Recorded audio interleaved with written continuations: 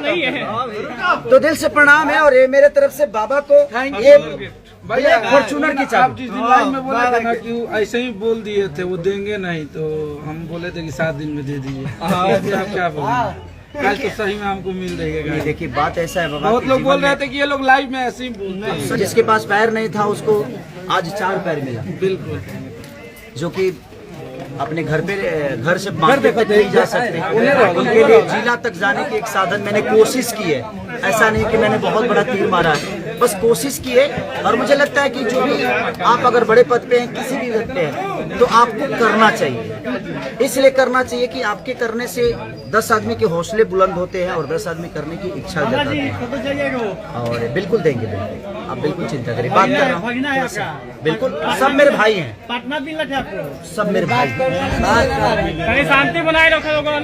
तो वही सारी चीजें मैं कोशिश करता हूँ। और आज इनका भी गिफ्ट मेरे पास आज 7 दिन पहले से इनका बुक था।